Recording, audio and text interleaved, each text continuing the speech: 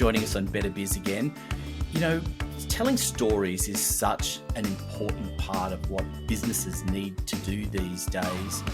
But certainly, I think the most emotional stories come from funeral homes, and there's a lot of lessons that we can learn by hearing those stories and understanding what's gone on behind them. So we've got today a very special guest, Diane from Elite Funerals. Thank you for joining us. Hello, Anthony. Thank you for having me.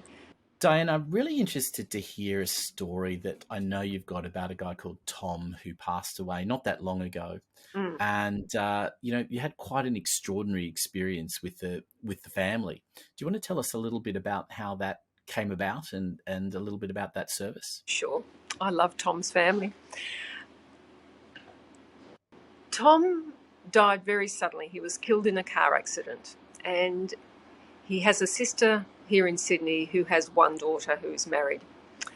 And the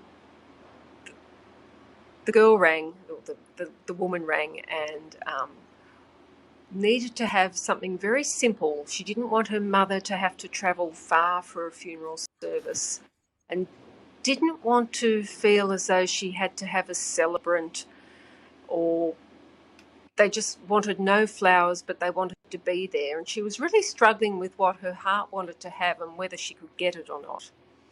So when they came in to see me, we sat down and we talked about Tom and how he had died, and Mum.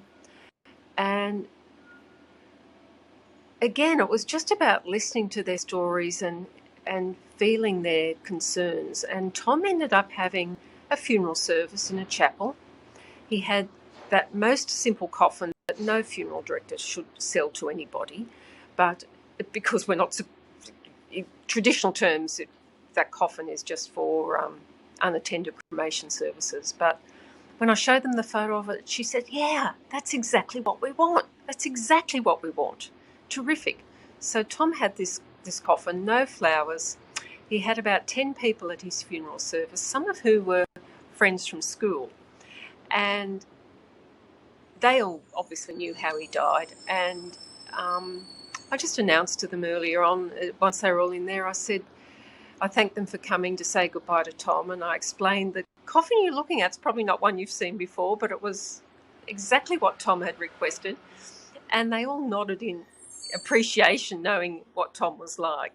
And I left them to their own devices in the chapel for about half an hour, and then came back in, and the sister of Tom wanted to see his body.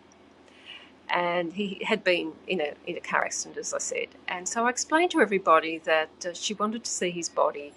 If they didn't want to do that, they could just take a little seat at the back of the chapel. And I said, I've seen Tom, and of course he's been in an accident, but he's recognisable. There's a little cut here, and I explained exactly what they were going to see.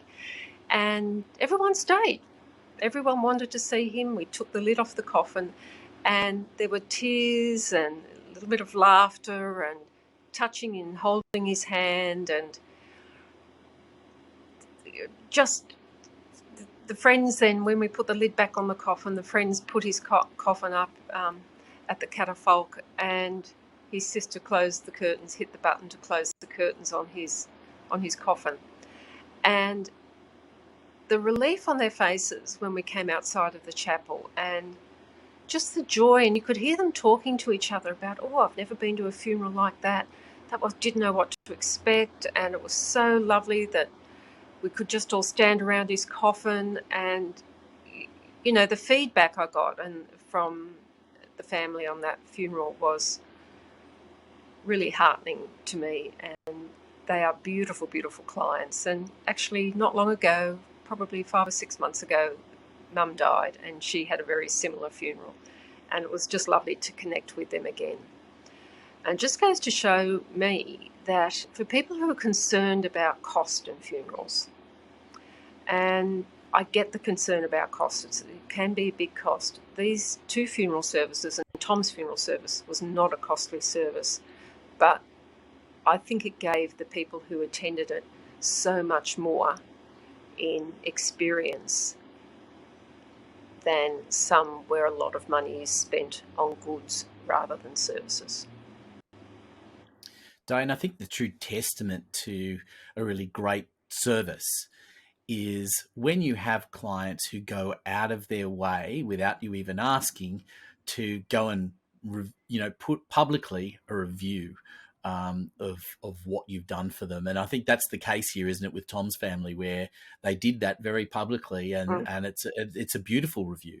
Yes, yeah, it was a beautiful review, and they're beautiful people. It just goes to show to me that, like you said, that business and service aren't really going hand in hand anymore. They really are, and I'm going to say it again. It's that mantra of meeting people where they're at. Had I have tried to do what people think funeral directors do, people think funeral directors are going to upsell them. And had I, and that's not in my nature anyway, but had I done that, they wouldn't have had the experience that they had at Tom's funeral.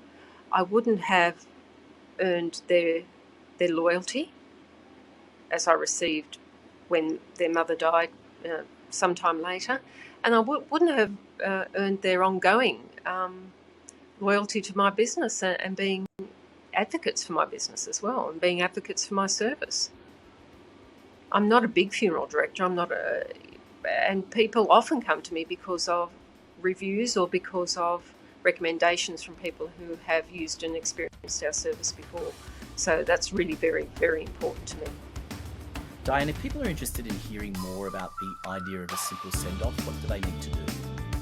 Simple Send-Off can be seen in its entirety on our website, elitefunerals.com.au, under Services, Arrange a Funeral Online. And you can work through all the steps there of choosing the crematoria, the coffin and flowers, and seeing the price in the top right-hand corner.